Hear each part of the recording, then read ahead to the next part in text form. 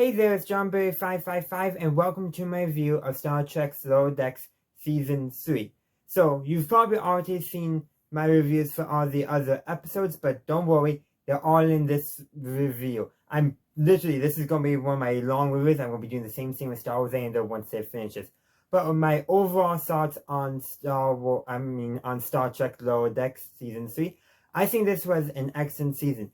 We got to see, especially with Milner, more character development. You can finally tell that she's coming out of her shell. She is safely letting her guard down. Because you can very much, especially now looking back, you can very much tell that she was always pushing people away. Like, in some ways, it's quite impressive that back all the way at the start of season 1, she and Boimler were even friends at all. Like, that's actually impressive that she somehow made a friendship before she started, going through all the adventures we've seen. But by the end of this episode, she's, coming around on Starfleet. She's basically coming around on lots of her issues she's had growing up. I think the last remaining issues haven't fully been addressed. There's still the undercurrent, like, what caused Milner to become the character we saw at the start of Lower Decks. We still haven't addressed that. But we have seen her open up her shell. She's essentially the protective bubble she formed around herself. For whatever reason, she has finally, I think, broken through it. Like, she's allowing herself to make new friendships, to care about Starfleet again, rather than just being there because it's what was expected of her by her parents. Like, it's clear that she cares about Starfleet, cares about her friends, but like something pushed her away. And that part we still haven't addressed. But I would love to see that in the next episode, the next season.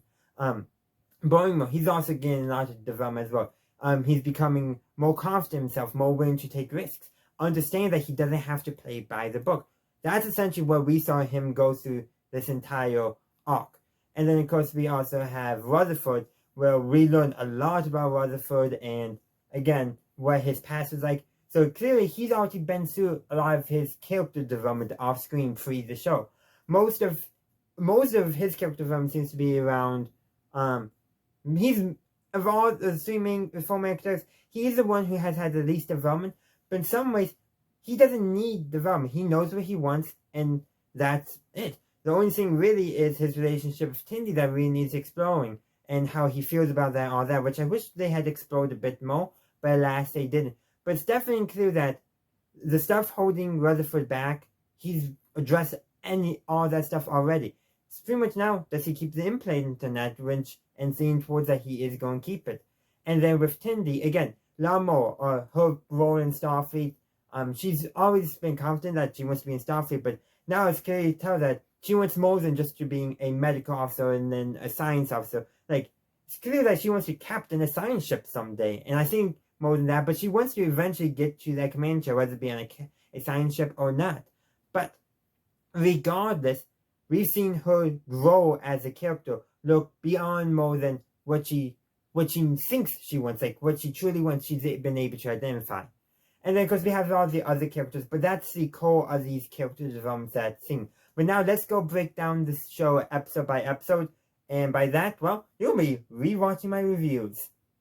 Hey there, it's JohnBerry555, and welcome to my review of Star Trek Lower Decks Season 3, Episode 1, Grounded. So before I get into my review, a few housekeeping things.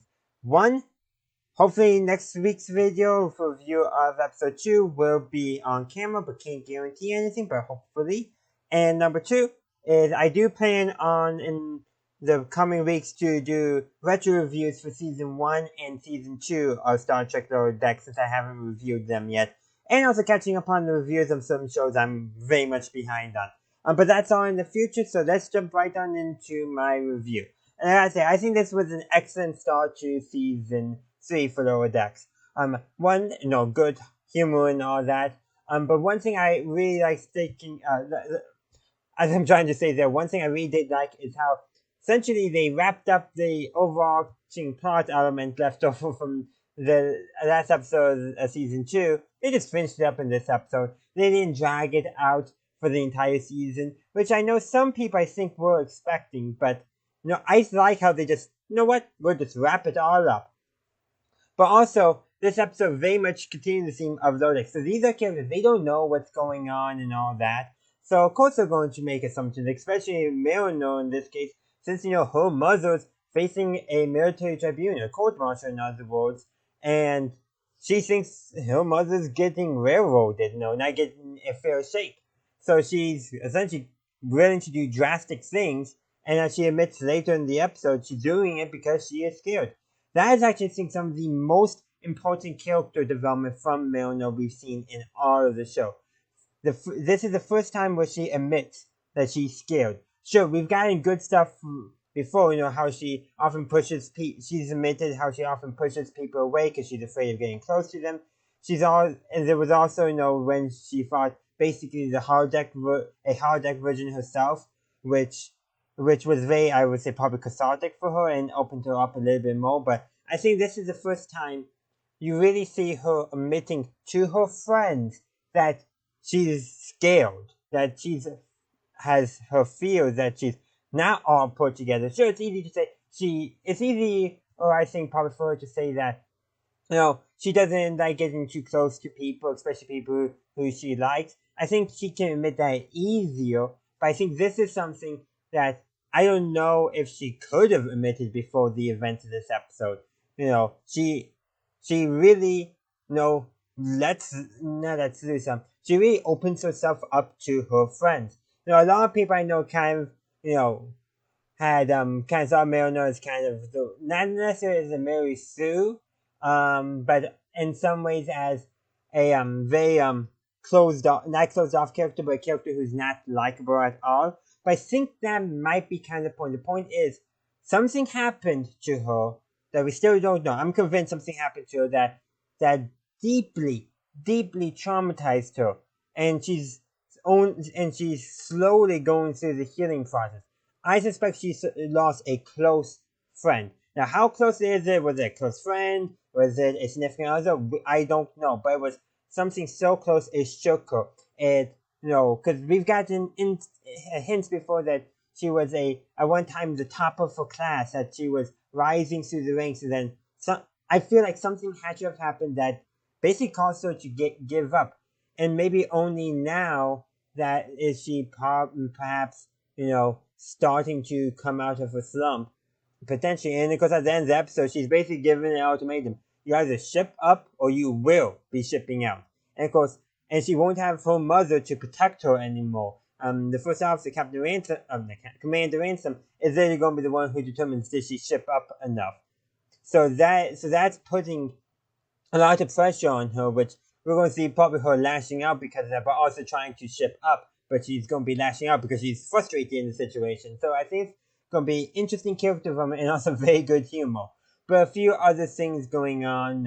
We get to see that basically the site of first contact is basically an amusement park now. There's literally churros there as a concession. There's a ride for first contact for the launch of the Phoenix, which is hilarious.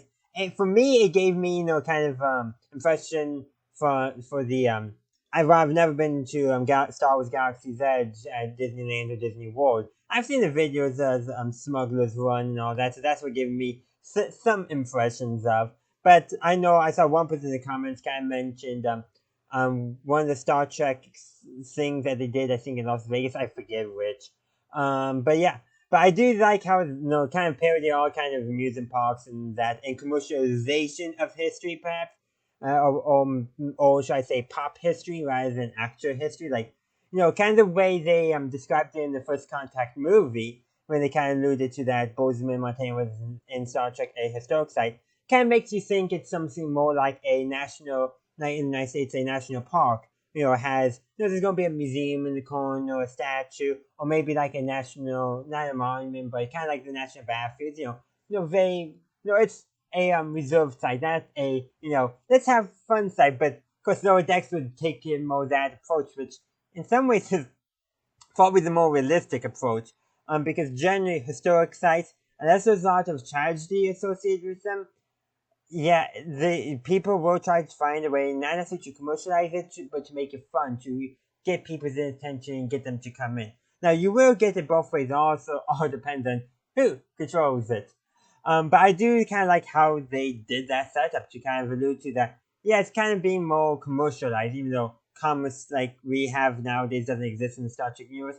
But I did like how they chose the more comical version of historical site interpretation rather than the more historical. So they went pop history and commercialization theme park rather than national monument, national park, historic site type.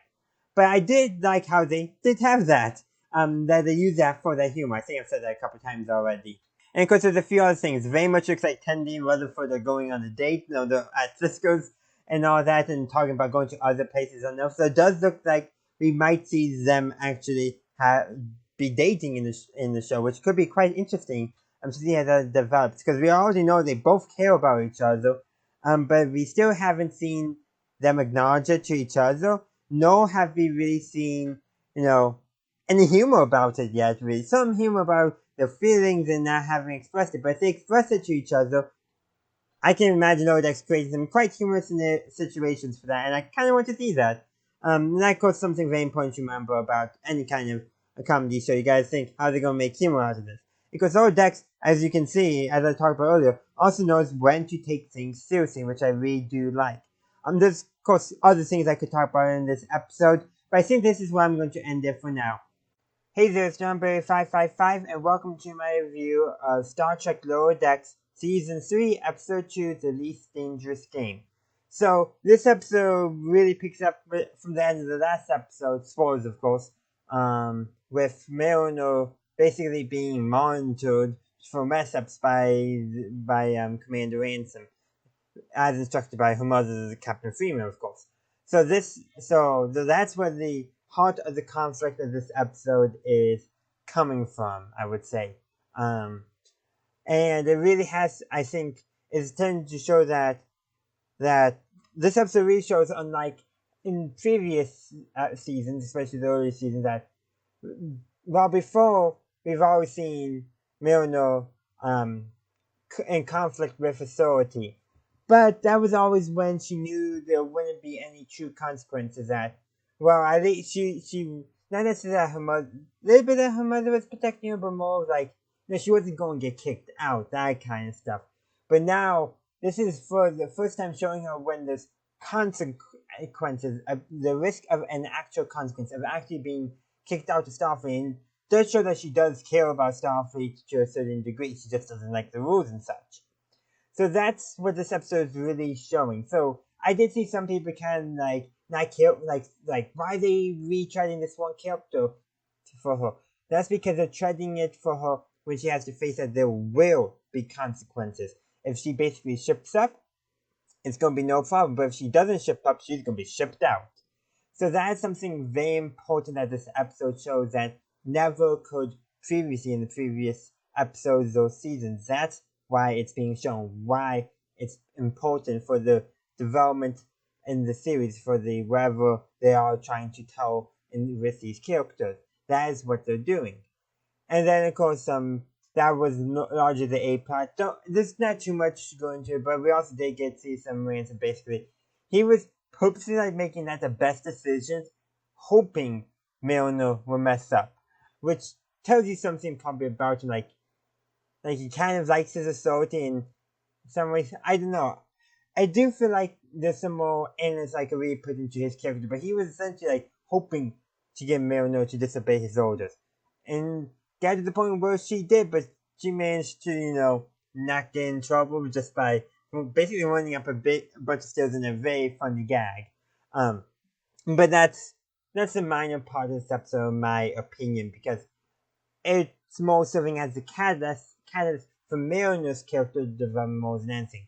And then, of course, we have, of course, Rutherford there on the plane service doing all this, and that's just done purely for comedy, him with the chief engineer. They put in situations out of the elements because Ransom wanted to get Mariner, to get Mariner to disobey his orders. Was purely, they chose those characters down there from a writing perspective, just because they knew it would be funny in the glimpses that we got to see. And yeah, they were right, that was funny. Hilarious. Both characters being put out of their comfort zones, especially with the chief engineer. But both of them were out of their comfort zone for this. So speaking of getting out of their comfort zone, that's essentially what Boimler's character development story, the B plot, is for this. Boimler being advised by Tindy to get out of his comfort zone more often. Not to always make the most calculated decision. And so basically, he starts agreeing to things to do stuff, and it actually does help him a little bit. Agreeing to take part in more, for that better term, cultural activities among the crew, i.e., and this is something Bowman should have realized sooner. But if he wants to get ahead, do stuff with senior officers. That is just you gain their good graces that way. It's very much kind of like the wine and dine stuff. You got to go and chew the fat. Do stuff with the higher up, so that way they can look at you favorably. That's essentially what Boimler partially learned, but he kind of also learned he's not going the next person he did say that next person who walks up to me, I'm going to say yes, and he does, and he gets hunted. He becomes a prey for a hunt. Granted, if he wanted to maybe do more risky things, into fly better network, at least he should have asked that alien a few questions beforehand, such as we learn at the very end, it's a catch and release style hunt, not a catch and kill style hunt, which is actually something very interesting to know, because we've had previously in Star Trek where our heroes, our cast, come across an alien who's being hunted, a sentient alien who's being hunted, and will end up being killed. We saw this at least in an episode of Deep Space Nine. Chief O'Brien befriends him, and then of course we have the Herosian in Star Trek Voyager, and there's probably a few others that I can't recall off the top of my head. But the point being is, we have seen this before, and so this is kind of a play on that. But instead, the species that hunts has decided to go with a catch and release style system, so they can still do the hunt as they need, but they realize they don't need to do the killing part, just the hunting part, which is kind of an interesting thing. But I really like how they played with that one Star Trek trope for the B plot here, and it was, I think, a really good way of exploring the Star Trek universe, and I really did like it. And then I think at the end, and they kind of show that, a little bit humorous, Boimler kind of does still take the wrong decision. So in the game that they're playing, which they also play the game, which is basically a D&D knockoff, which is a Ferengi knockoff and all that. It's hilarious, but minor part of the episode just so for humor, which of course this is a comedy show, so probably talking about the humor is a good thing. But basically, Boimler makes a move and ends up being a very bad move for him because he decides to take the risky option in the game, and hopefully that will reinforce what Tindy's been telling him, that you don't have to say yes to everything. But that is, I think, a minor part of the episode. Not minor part, but what I'm trying to say is, it's only a small part in a much bigger episode where we see Milner struggle with the fact that she's facing a real threat to her Starfleet career, just being in Starfleet at the bare minimum. And Boimler also realizing that perhaps to actually get ahead, he needs to do some more, I'm going to use the term networking, because that's essentially what he learned to do, being more willing to do stuff that's not always in his comfort zone, not always taking the most calculated decision, but saying I'm going to give that a try. And for a few of the things, it turned out very well for him. In fact, all of them, it did kind of turn out pretty well for him. Even with the Green 200, still turned out pretty well for him, because, got him noticed by the captain for accommodating that alien's culture, which is just, it didn't work out the way he wanted it to, but it did kind of work out. But that's, I think, the important thing to learn. Because Tendi and Rutherford didn't get much character development in this episode. I have a feeling we're going to get more for them later on in the show, but Mariner and Bourne will have, in seasons 1 and 2, get the majority of the character development. And then Rutherford and Tendi's character development normally comes as a result of some action by either Bourne or Mariner. Normally Mariner, oddly enough. Hey there, it's JohnBerry555, and welcome to my review of the third episode of Star Trek Lower Deck Season 3. The episode being, of course, mining the mind's minds. Whew, that is a bit of a tongue twister. But it really does describe what's going on in the A plot, which, just to recap, is basically it's a bunch of psychic minds need to be demined and stored, but what's actually going on, spoilers obviously, is the scientists and the native Silicon aliens are working together to steal Starfleet secrets. So they're mining people's minds for information, all that. But I really want to talk about the B plot. This is about as far as Tindy, of course. And what's going on mainly is she's essentially doing senior science officer training. So the idea is eventually going to be leveling up and all that. And of course, the mentor that's assigned to her is the ship's counselor, who nobody seems to like. And this has been a running joke throughout the entirety of the series so far. But yeah, it just seems like nobody likes the counselor, whose name I can't forget. But he's an avian type alien, so a bird basically. But yeah, so at one point in the episode, Tindy gets discouraged. So where does she go? She goes to sickbay, and where Dr. Tiana actually gives her some pretty good advice. And at the very end, she's talking, with her mentor again, the assigned mentor, and basically he's patting himself on the back, back when Tindy says that she has a good mentor, but that's not who Tindy's talking about. She's talking about Dr. Tiana. Maybe not her official assigned mentor, but in terms of actually giving her good advice, it's Dr. Tiana, which in some ways actually does make a lot of sense. Sometimes the people who give you the best advice are those who are not looking to essentially pat themselves on the back, just sees that you can do this and tells you just what you need to get it done, to give that right motivation, not to make them look better, but because they're making you better. And that's essentially, I think, what's going here. That is pretty much why I like the B plot more than I do the A plot. Even though the A plot actually has more comedy. There's some comedy in the B plot too. But I would say this for sure. The jokes I would say are probably better in the A plot, but the B plot has more heart. And I really do appreciate it. In many ways, while Lower Decks is a comedy, is bearing some similarities to MASH, which started out as a comedy, and a lot of the humor comes mostly from, character interactions rather than things in the background. So that does play a role, but really what I'm seeing kind of the same thing as MASH. As the show goes longer on, they're going to more and more drama and mixed in with that comedy, which gives it a very different tone than pure comedies. And in some ways that makes sense. The drama makes the comedy funnier because it gives you, it lightens you up. And then I remember this is just not, I haven't got this yet in Lower Decks, but there was a moment in MASH where you're going, it's hilarious, it's funny, and on a dime it switches to drama. The emotions that are able to be created that way.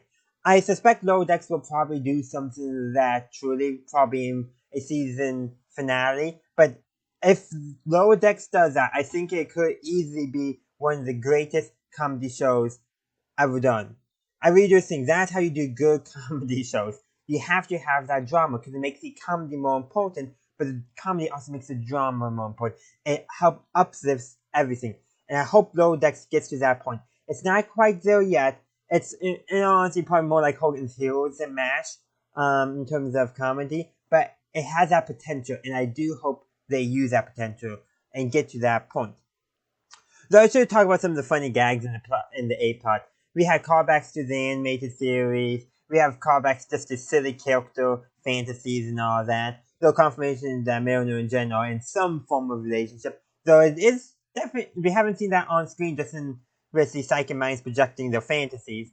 So we don't quite know how it's going in the actual story, but definitely we know Mariner does have some reservations about at least commitments, which I think is very fitting for her character, where it took basically all of season 1 and 2 for her to truly admit to her friendships with her own friends.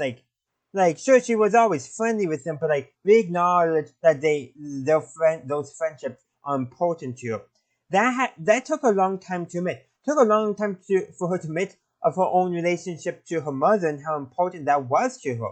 It took her forever to do that. So it actually does reveal something important about Milner's character that we have just not seen yet, and I have a feeling we're going to get some more exploration in the future. So far in this season, we've gotten Mariner character development, Boimler character development, and Tindy character development. And that's pretty much, episode 1 was very much Mariner. Episode 2 had Mariner, but it had a lot for Boimler too, in fact more for Boimler. And episode 3 was Tindy. So I hope next episode is Rutherford. I hope he gets the character development he really needs. And I have a feeling his character development probably going to be maybe some of the most tragic. It's probably going to involve his cybernetic implant and why he has it. So it'd be very interesting to see how that develops. But that's my prediction for episode 4, wherever this story may be. Hey there, it's JohnBerry555, and welcome to my review of Star Trek Lower Deck Season 3, Episode 4, Room for Growth. So, this episode is basically, well, what's going on is two things. One, apparently this is actually the aftermath of a even crazier adventure where basically it's a knockoff of the episode from TNT Mask. That's essentially the cold open and all that, that's established. But anyhow, so the engineer has been overworked, so Captain Freeman decides to give them basically a spa day to reduce their stress level. She also attends as well. I wonder why. She probably wanted to give a little bit of pampering as well, obviously. But in the meantime, that's kind of the B plot, or actually what will probably be normally the A plot. But Rutherford's tagging on, so it is important, of course. And actually, we do get a little insight into Rutherford with all of this. Namely, the kind of thing of our engineers. Engineers just like to be engineers, make stuff, build stuff, and they relax by doing that. So sometimes maybe they need to make stuff and do all that that's not directly related to the job. That might help them relax a bit better, but that's how they relax. Doing the stuff they like to do, which takes Captain Freeman nearly the entire episode to learn how she gets overstressed. So then end up building a device that drastically reduces the stress. But the Dove, that's the ship that they're on. That's where they're basically doing this quote unquote spa day. And the I guess the chief medical officer, captain of that ship, basically was like, get rid of that. It's gonna ruin my job. Basically, because it gets rid of stress so quickly. And I think that was kind of poking fun at how now I think in one episode of Deep Space Science remarked that Star Trek and Starfleet engineers could make a phaser out of just a handful of rocks. So kind of like the idea that Starfleet engineers are like just the best engineers in the quadrant. That's the joke I think they're playing up on. But while that's all going on, Mariner, Boimler, and Tindy, well, they're basically clashing with their rivals in Delta Shift, which is basically the fourth shift of the day. It's just three of them that they're focusing on, probably because the fourth one, the group's probably doing the same thing as Rutherford, being ordered to relax by the captain. But anyhow, so basically both of them take paths through the ship in order to get to a central terminal, so to put their names in for a room that's opened up on one of the upper decks. So the thought was originally 4 rooms on deck 1, ended up being 1 room on deck 4, so kind of joke. And so our main cast, though, I think the beta shift. I think that's the shift they're assigned to, but it doesn't really matter because they decided, you know what, we're not going to ruin our friendship by only one of us getting the room. And then Delta Shift, they get the room and they put 4 beds in there, and everyone's like, why couldn't we have done that? Easy. Rutherford wasn't there to tell them the obvious solution, the solution the engineer would have come up with. And then that would have solved all the problems. We would have. But also, okay, the thing is, us as the audience, with Mariner, like, yeah, we see her as the maverick, as a person who tries to do by her own rules and all that. And here's Delta Shift saying that Mariner, Boimler, Tindy, their ship is a bunch of, moral rule followers. I'm like, have you guys seen Mariner? She tries not to follow the rules whenever she can. Granted, while that is actually true, it's more of the regimental rules, the regulations. Like, a lot of the moral rules and ethical concerns, she's actually taking probably what many of us in the audience would be like, yeah, that's the right choice to make. Starfleet's rules are getting in the way of making the ethical right choice. So in some ways, what Mariner doing is what would take all the other cast of the Starfleet ships the entire episode to figure out, oh yeah, we should have done that from the beginning. So maybe you could say she is more ethical than the average Starfleet officer because she just does it right away. She just is less ethical in the sense of rule following. But it's just kind of that little contrast there. But it also does show that with our main characters is for them, so just the journey to get to the center terminal was more fun than actually getting their names in. They enjoyed that. They'd have a moment of bonding with Star Wars Chef where it was like, oh, are they going to become friends? Yeah, nope, didn't happen. But I did like how they were going to do that and then their chef just right away betrayed. Now, probably I was blindsided, but I should have saw it coming. But the thing is, I can see it going both ways in a more serious story. And so for Lower Decks, tricking anyone to thinking, I have a feeling it's going to be, there were some people who were convinced it was going to go, they convinced, like me, that, following the plot beats, and others who were looking more from a trope standpoint, well, it's going this way, so they have to do it this way, but then that's expected, so therefore they're going to do it the other way. Because there's a kind of human Lower Decks going on with breaking down a lot of Star Trek tropes. Actually, it makes more sense for them to not become friends, but at the same time, because that's what Star Trek Lower Decks is doing, I could have easily seen them going with this traditional Starfleet trope, Star Trek trope, because that is going to also be a surprise. So, no matter what, I think it was going to be a surprise on what happened after that scene. But I still like when Rutherford come back and point out the obvious solution instantly when they told him, and they were like, yeah, we know now.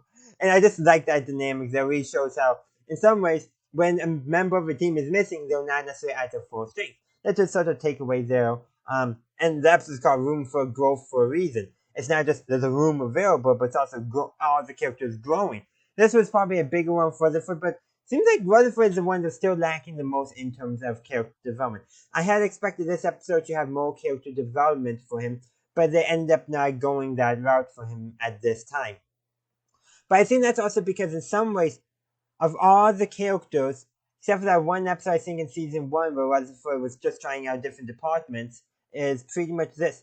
Rutherford, in some ways, I think, is the most put together of our main characters. He knows what he wants to do in Starfleet, and he likes doing it. He doesn't conflict with the rules like Milner does. He's not really, he's not attempting to climb the ranks like Boimler, and like Tinder, he isn't, in some ways struggling to find his belonging in Starfleet.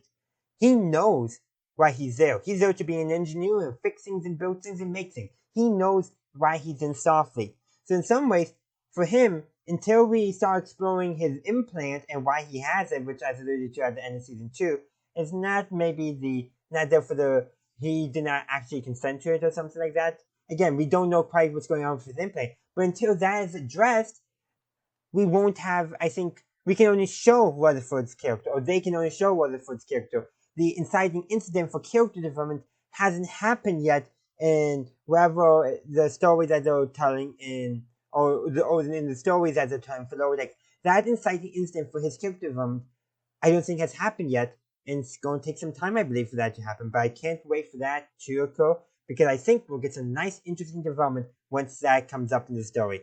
Hey there, it's JohnBerry555, and welcome to my review of Star Trek Lower Decks Season 3, Episode 5, Reflections. So, this is probably the most Rutherford-heavy story that we've gotten so far in all of Lower Decks. We get insight not only to his current character, but also his past. Still, a lot of mystery is involved in that, but there is a lot of stuff. Now that the Pack lads, the story with them is pretty much over, it very much seems like they're setting up why Rutherford has his implant. Seems to be kind of the new thing, like, that's just what we're going to keep in the background to make sure there's always something going on that we can work towards. And it's very interesting. He literally does challenge himself in this episode. Like, it is kind of crazy, but before I talk about that, let's actually talk about what Milner and Boimler are doing. Basically, they're basically the kind of people, they're doing the career day. they were setting up a Starfleet booth to encourage people to sign up. And it is hilarious because it does not go the way you would expect. Like, let's be real. You would expect at the end it would be Boimler who keeps his cool and Milner who loses it. No, it's the other way around, which is so great. One, it's showing that Milner is developing as a character, but also Boimler too. Milner is learning to be more patient, be more calm, while Boimler is learning, that sometimes, he does need to lash out. But of course, he does have to get in trouble because of how he lashed out. But because it was, basically someone was making fun of Starfleet uniforms and took his rank pip off. So obviously, Boimler doesn't tolerate that very well. But I'm pretty impressed that Milner keeps so cool in this. But also, she had motivation to do so because Ramson threatened to transfer to Starbase AD if basically she screws up. And then at the end, Boimler was asking him, "You're going to transfer me to Starbase AD?" And he's like, and Ramson, no way! No, probably he would have even done that with Milner, but he knew that threat Milner would take seriously. But and then probably the best part of it is like, yeah, you'll have to spend time in the break, but by the way, after you're out, you got to talk about all this happened because you stood up for Starfleet. Like, this guy, like, how you did it was on, but we are definitely talking about it for fun afterwards. This is just a great little piece of character development for all of them, showing that these are people who work together. Sure, they have to follow certain rules, but they still will acknowledge, like, yeah, you broke the rule, but why you did it was good. We just still have to punish you for breaking the rule. And I just love that dynamic that's being created. Also, with Milner and all this, she's learning a little more about patience, but also doing all this, one of the people who's basically been making fun of Starfleet doing all of this is an independent archaeologist. I wonder why. And a bunch of things that we like. She basically stole a great Enigma scepter from a museum. How that museum got it, I don't know, but apparently the Ferengi had a bounty on it for returning. So there's that. But the one thing is interesting. She does call Milner at the end. How she got Milner's contact, I don't know. Maybe looked it up. Who knows how things work communication-wise in Starfleet and the Federation? Who knows? But one thing is interesting. Mariner does save her as a contact on her pad, which means basically one or two things. One, she's just keeping a secondary option in her bag, for lack of a better expression, for in case she does get drummed out to Starfleet. Or she does see some appearing. Maybe Starfleet isn't for her. So, because the independent archaeologist does kind of put an offer out, hey, why don't you skip Starfleet and just do stuff on your own? So, you could see how that's something appealing to Milner. And I'm feeling this is going to come back into be some conflict later on in either this season or maybe even the next season. But it's interesting how they did that, but how it can go both different ways. And that is what's very exciting about that. But now we really need to talk about Rutherford's story. Basically, he's been having nightmares. And Tindy checks in, there's basically some memories in a buffer and so she purges them. Well, what happens is a old repressed personality of his comes to the forefront, which is totally different than his own. Basically, his personality from when he was in the academy. And he literally, in his own mindscape, challenges himself to a race. Of course, the Rutherford we know is the one who wins, basically, because in his mindscape, he brings his friends in. Not really, of course, because they're doing their own things, but brings their friends in order to, essentially win and also do the right thing. Which actually gets his own personality to say, you know what? You deserve it. I'm too injured. You deserve it. I'm not going to talk too much about a lot of that, but one thing is Tindy's the first one to realize something was up. But that was also partially because Rutherford was actively trying, the Rutherford we are familiar with, was actively trying to make it known that something was not right. So, and she picked up on that by sort of behavior stuff, like his, one thing was his implant glitching out was just one of the many things. But that was, I think, the main thing, because that's something doesn't really hasn't been happening. Happened earlier on in season one, which is actually kind of interesting. But it's very much interesting in how other characters are picking up some things not exactly right. And of course, Dr. John's the one who realized, yeah, there's two personalities trying to come to the forefront when only one personality will come out of the coma, and we gotta wait and see where that's going to be. And that's when we see Rutherford challenging himself to a race to figure out which one of the personalities gets to be the one that comes out of the coma. And they can't stay in the coma too long, so there's also a time limit involved. It's just hilarious how they did that, but it's also very tragic at the same time because there's a whole part of Rutherford's life he knows nothing about.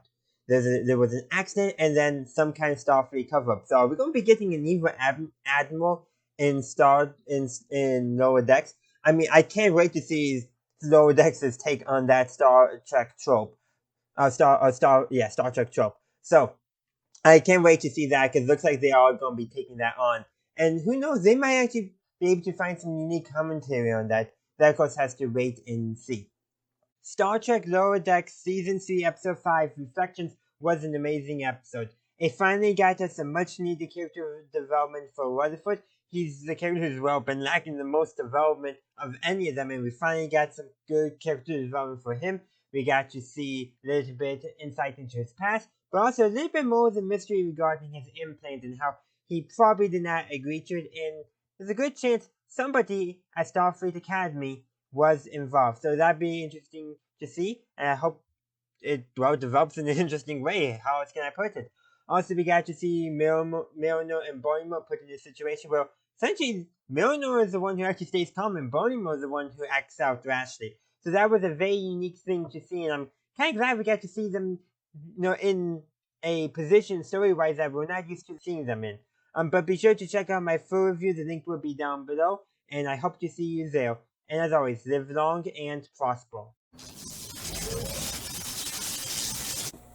Hey there, it's JohnBerry555, and welcome to my review of Star Trek Lower Decks Season 3, Episode 6, Hear All, Trust Nothing. So this is the episode where they go to Deep Space Nine, and we actually get two characters from Deep Space Nine showing up. Obviously, it's Quark and Kira. Okay, not obviously, because I guess technically Bashir and Ezri were still on the station at the end of DS9. It wasn't slated to leave in, Worf or Mouse or even Cisco.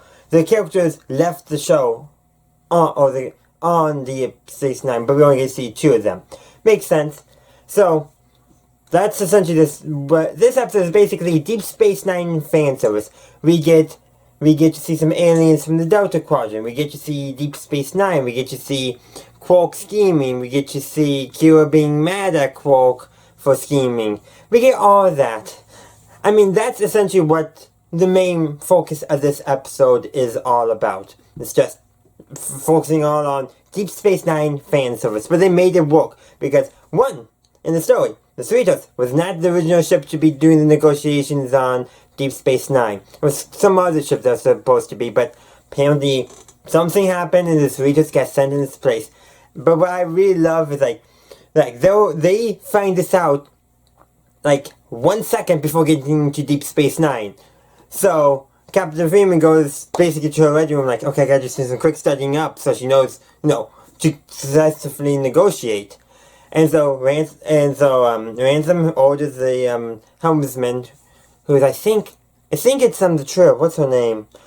Okay, I totally forgot her name. It's blanking on me, but basically orders the three just fly around, pretend we're marrying the pylons, and this is in the cold open, and they play, and we can hear the Deep Space Nine theme while they're doing this. That is just so crazy, and it ends, and then they do it again. And then we get to see the actual Lower Decks intro. But I do kind of like how they did that, though, because just throw that fan service in. They made it so that the characters needed to delay. Which in many ways is actually a very unique way of doing it. What you're saying is to give us a fan service, we're giving the characters a reason why that's going to occur. In this case, they need to delay some time, so us in the audience get to hear some sweet music while that occurs. And then of course that's kind of the overarching thing, and at the end everything I could easily see the non-lower decks part of the story, so i.e. the story that the senior officers are dealing with. Yeah, I could see that actually happening in the episode of Deep Space Nine. But when you talk about the story for our main characters, the lower deckers, we essentially have two stories. A Mariner story and a Tindy story.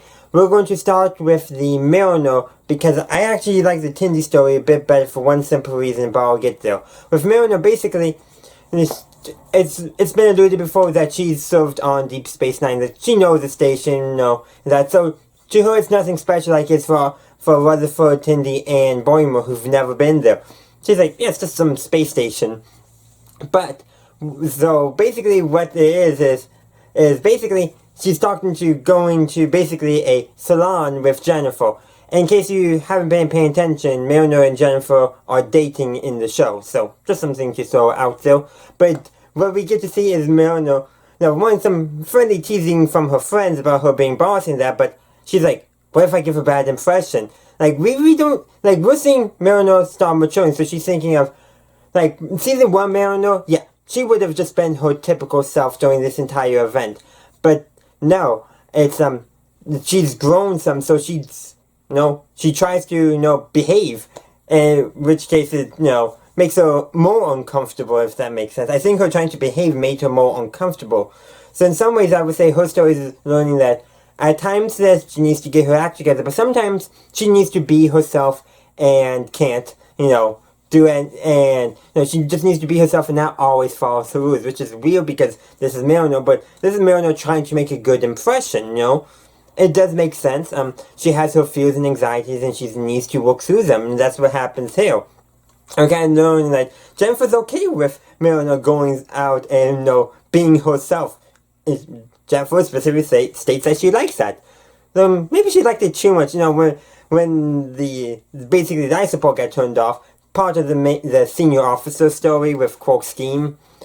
It's hilarious, but anyhow, so basically once Jennifer tells Mariner that it's okay for you to take charge, I like that about you, she just starts phasing all of Jennifer's friends. It's hilarious. And Jennifer's just jumping up and down, excited. Okay, I can see why this pairing will work in the show. I can see that developing very well. But the craziest thing is, at the end, they have to phase it themselves because it's going to be a bad look. I have a feeling if Ransom is the one who discovered that, yeah, Mariner did this. I don't even think he would have a second guess on that. He would probably instantly assume because, he's been keeping an eye on her to make sure she, ships up. And they really didn't address that part of the season-long story, but still, that's probably also in the back of Mariner's head, too. But the thing is, yeah, everyone would probably, all these people were stunned. Not just, ran out of oxygen and passed out. No, stunned. Yeah, I have a feeling they'll figure out it was Mariner.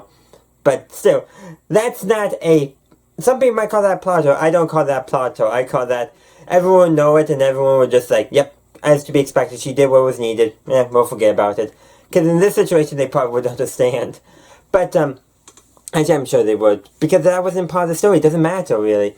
But, yeah, it's kind of an interesting story there. But going back to the Tindy story, basically, well, of course, on Deep Space Nine, they meet another Orion Starfleet officer. Which, as far as we know, Tindy was the only one. Though this Orion was also thinking. So we get to see, and this Orion, I'm going to say it, he's basically the Orion equivalent of Worf. So like Worf, this Orion was raised by humans. Everything he knows about his species' culture comes from literature, from what humans know. That's his entire context.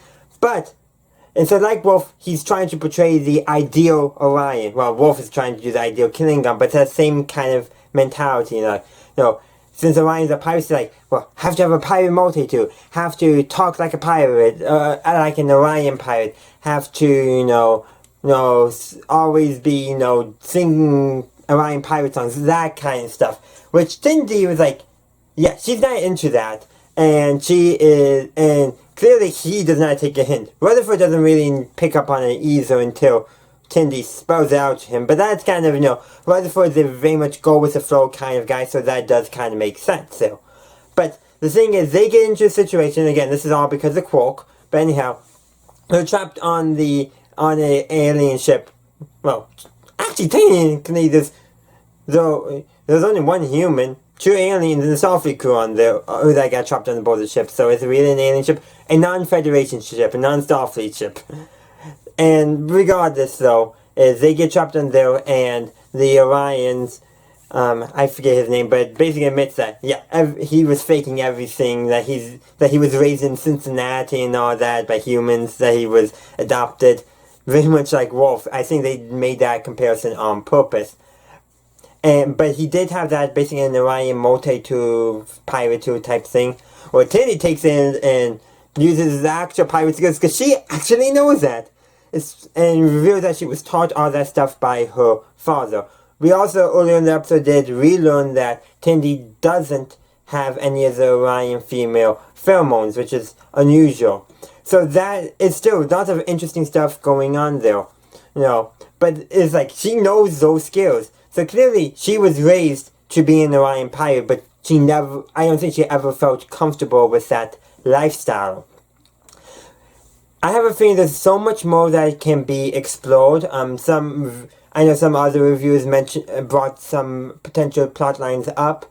But still, I think the most important thing in my opinion is the exploration into Orion culture and what are expected of people.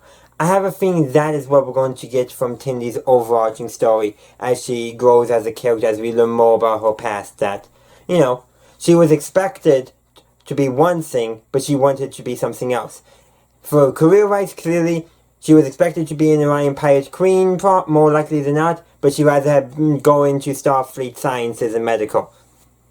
But yeah, so that is very interesting. I find that a very interesting story, because, we don't know a lot about Orions outside of them being pirates. And so that is something very interesting to take a note on. Few other things I would like to mention. It's established that Shax and Kira knew each other back during the Bajoran Resistance, and apparently they had a thing where, where they were always trying not to be in each other's death for saving each other's lives. And it became a running joke through the episode, all that. Quark has franchised his bar out, he stole replicator technology, that kind of stuff. Common scheming, and he ends up with the raw stick at the end of the episode. This is hilarious. Boimler doing all this is playing Dabo. Excellent luck. It's like, he's convinced that he wouldn't get cheated at Quark's, which really he doesn't get cheated, which is something to note. But the most hilarious thing is at the end, and one of the Ferengi workers in Quark's bar comes up like, so you can take all this, that, and we can give you a voucher for the gift shop. And so, what does one mother? He takes the voucher and is like, we don't even use money in Starfleet now. And then, the other thing is, he does, faints or something like that. I can't remember exactly. But it's hilarious because it's like, yeah, he was just playing to play Dabble. He didn't care about the money. Which is probably something that we did kind of see a little bit in Deep Space Nine, but not to the same extent, because, except for Jadzia Dax, nobody really played any of the Ferengi games. So that is something just thought of right now. Hey there, it's JohnBerry555, and guess what? I forgot to do my review of last week's episode of Star Trek Lower Decks. So before I watch today's episode, because I'm recording this the day before it drops, so it's pretty easy to do that, actually. So before I watch the episode, and before you guys get a chance to watch the episode, how about you watch this video that you're currently watching right now? I think that makes sense. Anyhow, so let's talk about last week's episode, the 7th episode of Star Trek Lower Decks, A Mathematically Perfect Redemption. And this, I have to say, is the weird episode of this season of Lower Decks. And yes, Lower Decks has a lot of weird episodes, but this is the particularly weird episode. One, it's a peanut hamper episode, so the extra come from the end of season 1, who essentially went AWOL and thus desertion. Yep, she comes back and has a redemption arc, but then it's not a redemption arc. It's just a mess. But I gotta say, this was a weird episode. And that's about all I can say about it because I don't know if I like it or not. No, I seriously do not know if I like this episode or if I don't like this episode. All I can say is I thought this episode was weird. But I gotta say, the ending, I got a good chuckle out of that. Just to note the ending, they return back to, Peter Ham was arrested by Starfleet because she's a psychopath. No doubt about that. And she also might have, she might have some other disorder besides psychopathy. Maybe something like, where is it? I forget the terminology, but, she's a psychopath beyond that. So she's incarcerated with all the other evil AIs, and we saw this in the previous episode with the AI voiced by Jeffrey Combs. I forget his name, but essentially, and she's incarcerated right next to him. And it seems like this might be the two that might actually work together and cause some problems, because all the other evil AIs cannot cooperate with each other, but these two, because how the episode ended was much more positive than in the last time we saw the Daystrom Institute, some evil AI jail, or I should say prison, where the AIs were just arguing among each other about the superiority and all that. But it seems like these two might actually get along, which could be a disaster for the Federation. It might actually explain some of the stuff in Star Trek Picard that I haven't seen because I haven't watched Picard yet. But yeah, there's a lot going on in this episode, but the main thing is weird. And because of its weirdness, it's part of the reason why I didn't record my review until the night before the new episode airs. So yeah, that's why you're getting it so late, because it's so weird. I don't know how to process it, and I still don't know how to process it. I just really like the ending scene, and I am just weirded out by most of the episode, and I really just don't know how to describe it. But there were some good humorous moments, I have to say. But yeah, I still thought it was just a weird episode, and that's really the best way I can describe it. I know I've said that many times, but yeah, I gotta really emphasize my thoughts on it and how I just was weirded out by it.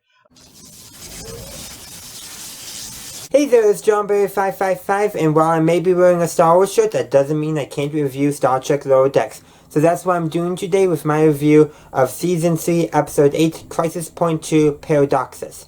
So this episode is a sequel and a sequel, if that makes sense. It's a sequel to Crisis Point from Season 1, but it's also doing an in-universe sequel to Crisis Point. I forget exactly what the subtitle was, but that's literally what they're doing. So, more parody of Star Trek movies. This one seems to be much more a parody of the TNG Star Trek films rather than the TOS Star Trek films that the first one did more parodying of within. But that's the surface level. That's the set dressing. Those fun Easter eggs and all that. So there is definitely some references, I think, to some of the TOS movies as well. But those references, those are set dressings for what's the thematic aspects that this is a sequel for. The first Crisis Point episode in Season 1 was a Mariner episode. Mariner confronting Mariner. It was basically therapy for herself, dealing with some of her worst problems, the worst aspects of her personality that she hadn't confronted. And she literally does that by confronting herself on the holodeck. This episode is that, but for Boimler. He doesn't confront himself, but he deals with, essentially he finds out that, important context, he finds out that his transporter clone is killed in a meaningless accident. And this gives Boimler basically a existential crisis. And so the story that he created, he's walking away from and doing a random side quest that was never programmed into the holodeck. So the holodeck has to make up on the fly, and it's lots of silly stuff that doesn't make sense, and it's clear that they write it, the holodeck is just trying to fill in gaps as it goes. Like, it's almost like but it's like sometimes you will see where characters are trying to trick another character by impersonating, and then the one character does something the other characters weren't expecting, so they have to delay while they sing or something. Essentially, the holodeck's doing that for Boimler. But for Boimler, essentially, he's looking for meaning. And eventually, he does find some meaning after he gets into a dehydration coma. and speaks with Sulu. So that's definitely a call out to the TOS, but it's in a setting from the Nexus, which was a TNG movie. Which George Takei, I believe, did voice. But essentially, in that dehydration coma, Boimler basically, the thing that he takes away from all of that is then essentially is find meaning where you can, which does help. Granted, there is that little end credit stinger, which essentially is the cliffhanger, and literally Boimler says he doesn't like cliffhangers, and like, we're gonna get a cliffhanger on the way, and we did. Apparently, his clone's not dead, but instead joining Section 31. Oh man, but also still being Boimler, even though probably a darker version, a one who's more willing to take risks and do what needs to be done. Still, it's like, so they asked him, so why do we we're supposed to be secret, why would we have to sing com badges? Which is just such a Boimler thing, even though it's the transporter clone who's not Boimler. We are following the main Boimler on Cerritos, and I think this episode really does prove who's the original one. Because it's so, even though the main Boimler, our Boimler, has definitely grown as a character, you can still tell he's the same character all the way back in Season 1, Episode 1. But Transporter Clone Boimler is not that same character. Would the Boimler we have seen in Season 1 ever done that? No. Not at all. Even with, because their character development until the Transporter duplication was identical. And even then, you start to see almost instantly the one that went on to serve on the Titan, essentially was much more self-oriented, selfish if you will, career-oriented, but our Boimler is much more Starfleet-oriented, which is kind of interesting and nice to contrast. And then of course Tindy and Rutherford are actually doing the story in the holodeck. And just barely and doing all this, we learn, and Tindy learns of herself that she actually wouldn't mind becoming a captain someday. Now, I have a feeling she's going to follow the senior officer path to become captain. No, it doesn't have to do the command path. Because let's be real, Starfleet does operate science ships, and they will need science officers to captain those science ships. So I think that's what they're planning on doing that. And, things do change, but I have a feeling that's the direction they're going to be taking Tindy's character. Rutherford's just going to be an engineer.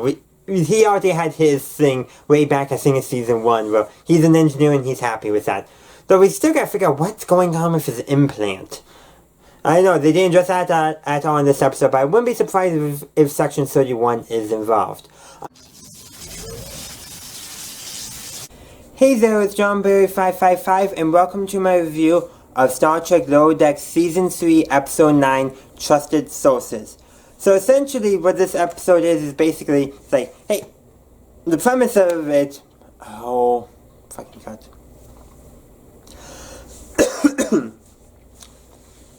Hey there, it's JohnBerry555, and welcome to my review of Star Trek Lower Decks Season 3, Episode 9, Trusted Sources.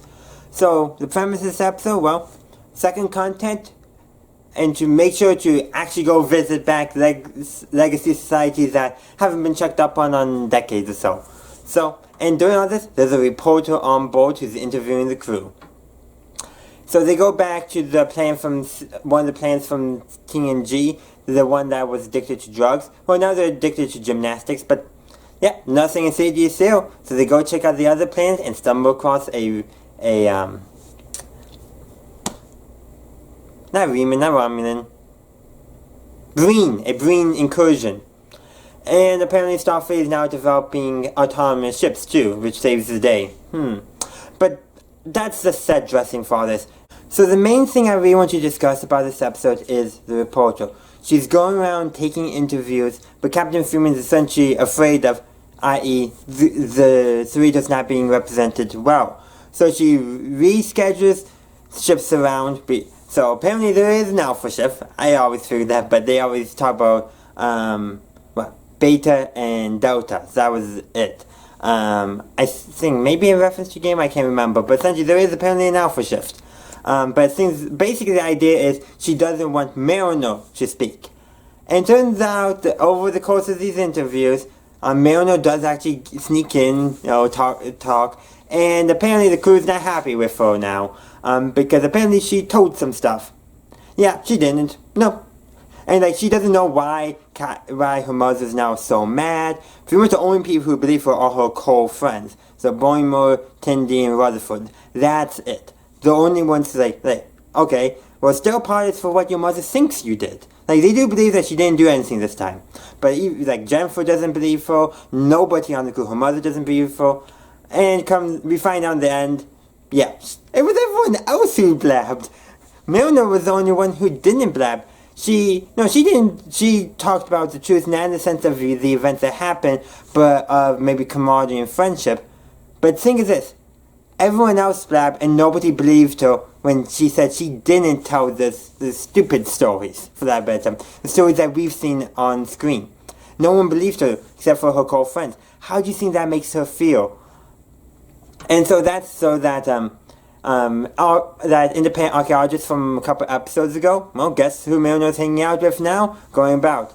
So I do wonder what's going to happen. Conflict with Starfleet, who knows? But it's definitely, this probably have shaked Milner to her core more than any other threat of discipline on that in Starfleet. Because she's transferred to Starbase 80 and she actually resigns. And she probably could have whipped that starbase into shape if she wanted to. No, I'm serious, she probably could have. But we still haven't figured out. There's still a big thing we haven't figured out with Milner. We know she's extremely competent, skilled, and there's illusion that she used to apply herself very well when she was in the academy and early on in her Starfleet career. But she doesn't seem to do that anymore. There's still a mystery there that we have not yet figured out. But yeah, the crazy thing is, everyone else on the crew tells the crazy stories, but Milner, the one who everyone expects to do it, doesn't. Sure, us audiences got to see a bit more character development from Milner than everyone else, but only her closest and longest friends are the only ones who okay, you didn't, but still, maybe because your mother's being unreasonable, just apologize for what you think she is blaming you for. But yeah, and Captain Freeman realizes that she made a mistake, but it's essentially too late. But so the question is, what will convince Milner to rejoin Starfleet? If she decides to rejoin. Probably so, but I think it's going to be some hard stuff to figure out. But yeah, but the thing is, Season 1 Milner, Episode 1, Season 1 Milner would have definitely told all those stupid stories. She would have. She would have essentially embarrassed the Cerritos, her mother. She would have done that. There is no doubt about that. But after nearly 3-4 seasons of character development, that is no longer the case. But the thing is, except for her closest friends, so Boimler, Tindy, and Rutherford, nobody else sees her that way. Nobody. Everyone still sees her as the loose cannon. Some people like that about her, some people don't. That's what Jennifer likes about her, we find out. And actually, in not last episode, I think 2 or 3 episodes ago. But the thing is, nearly everyone still see her the way we saw her in Season 1. Now, she's not a model Starfleet officer by any accounts. But that's not who she's matured as a character. And I've, in some ways, seen like she softened, but I could not really have described her as maturing, just softening. But I think this episode really shows it to me that she has matured. That she's no longer, she'll still, the word I'm looking for is, she'll still act, she'll still skirt regulations, all that. But she's not being malicious about it anymore. She's not doing that stuff just to tick off her mother and superiors. She's doing that because she knows that's how she needs to do that to get the right thing done. She's doing that not out of, for that bit of time. She's not doing it because she's rebelling against authority. She's doing it because it's the right thing to do in that moment. So she's matured. She knows when to disobey rules and not follow regulations, and when she, not necessarily should, but when she should at least, be considerate. This episode has shown me that she has matured, because there's been a little bit hints of that, where she realizes aspects of herself, and all that, but until now, I haven't really seen that seeing her character actually take that in and take a lesson and truly I've seen the character change, but I've not understood the character change, for lack of a better term. It's not become real until this episode where we see that she has matured, that she is no longer the character we saw all the way back in season 1, episode 1. So yeah, it's very interesting to see where this is going to go.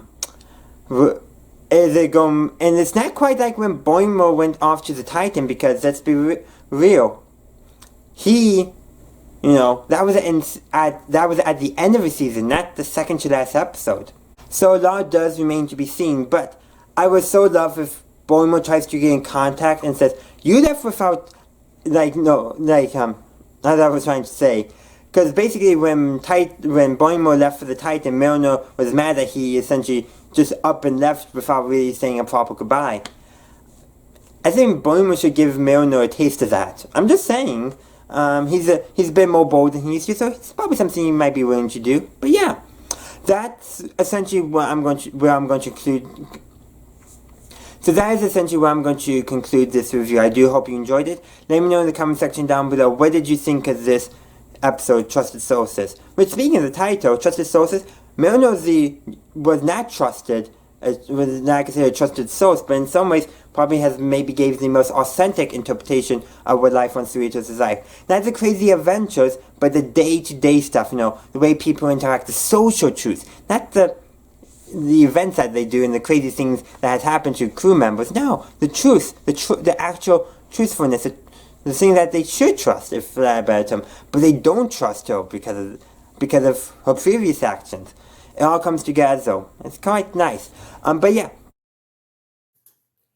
Hey there, it's JohnBerry555, and welcome to my review of Star Trek Lower Deck Season 3, Episode 10, The Stars at Night. So this is the season finale of Season 3, and it pretty much continues with what's set up at the end of the last episode with the Texas class, an automated class ship. And a lot does go on.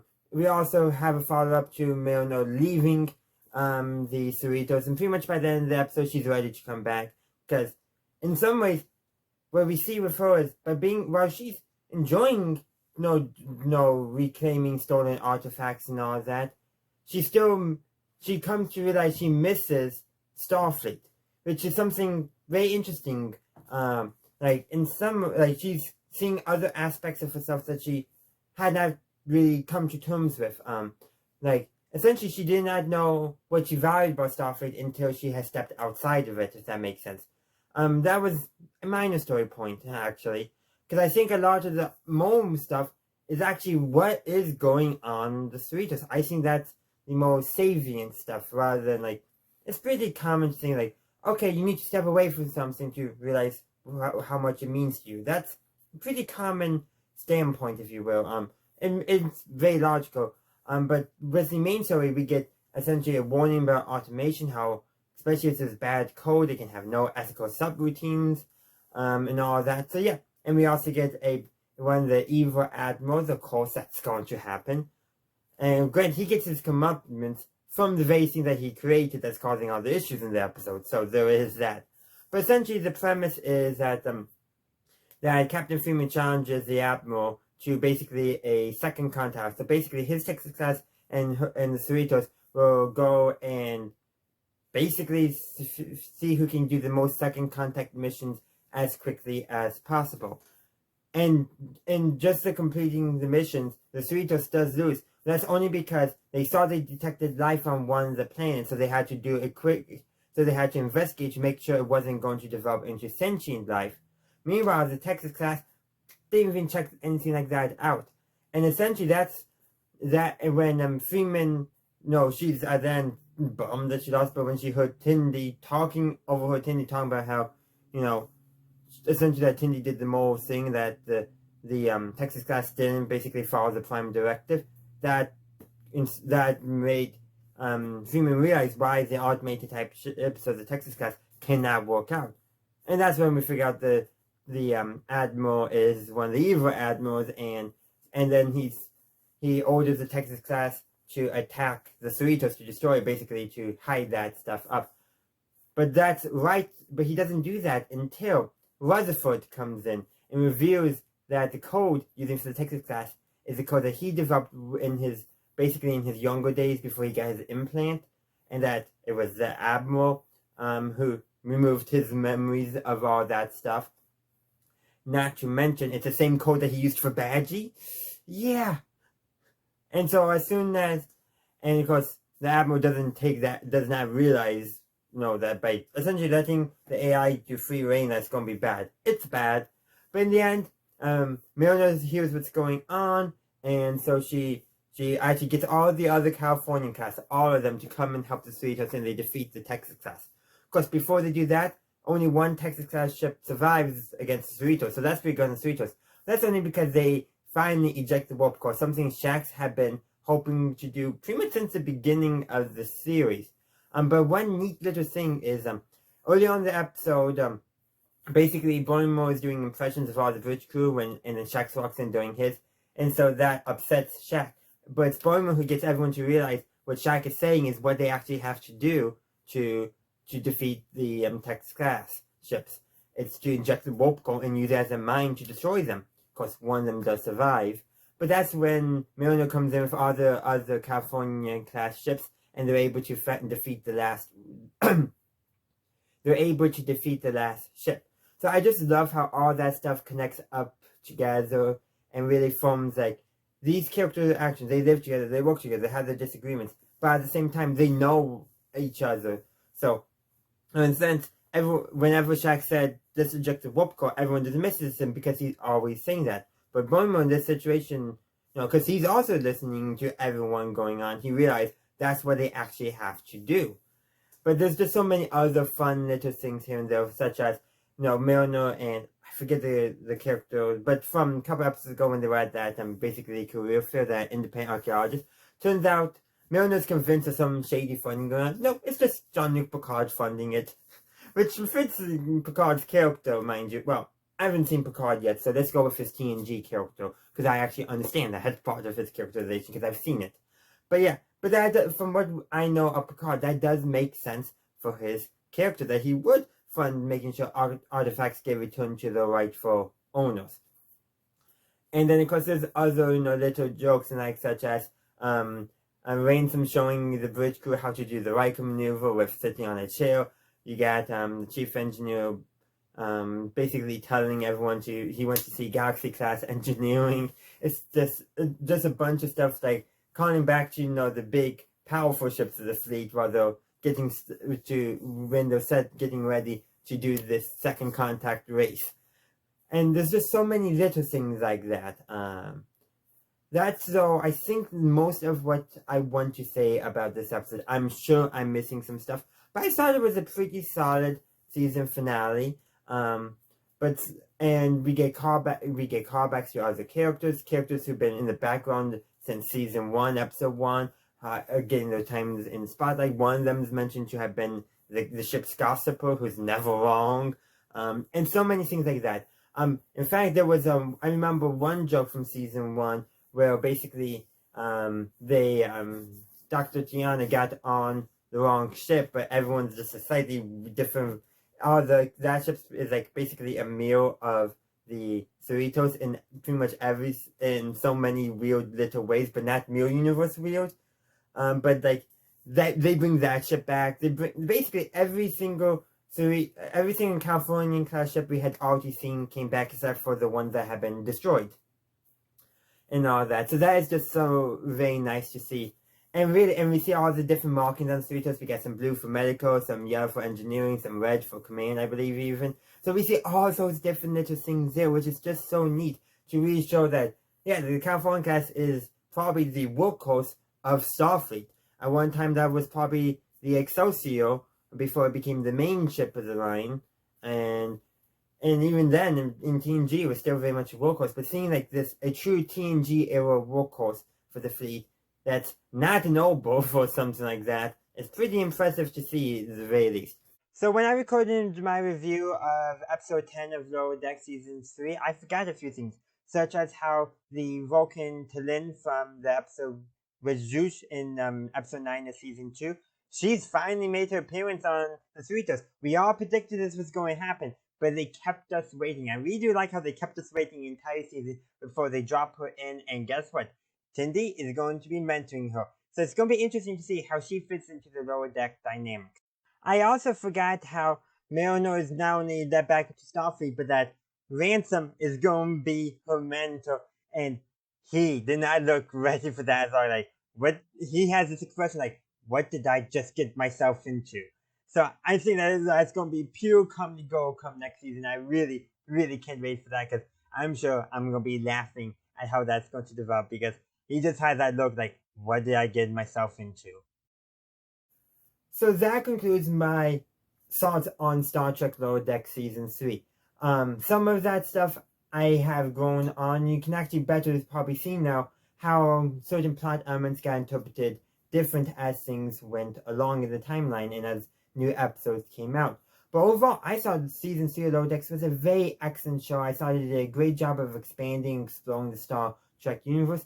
In many ways, it's exploring it in ways that the other shows just cannot, since they are so focused on the captains and the bridge officers. Having a show that looks at the people who make Starfleet work, that is such a great thing to see, and I'm glad we're getting a chance to explore that. And of course, these are not perfect officers by all accounts, but that's good. That's good to show that Starfleet is not the perfect organization, that they're always striving for better. And we're seeing characters who are working to overcome their issues, overcome their flaws, and develop as characters into good Starfleet officers. Like, many ways, this format would be great for like a prequel show, especially with Captain Cook. Can you imagine the adventures he must have gotten up to as an ensign? Especially in the Kelvin timeline. He was portrayed more as a book, implied to be more of a bookworm back in TOS, but still, be very interesting to see his character development. And Lower Decks is kind of touching on that, because you can kind of see Milner is Cook's rashness, and Boimler is Cook's smarts. And put them together, you get Cook. Okay, maybe not quite, but it's just a little fun thing I just thought of right now. But yeah, thank you for watching this long compilation review. I hope you enjoyed it. If you did, please be sure to like, upvote, share, subscribe, follow, and check out the links down below. And let me know in the comment section down below, what did you think of Season 3 of Lower Decks? I would love to hear your thoughts. And as always, have a good day, a good night, wherever you are. Live long and prosper.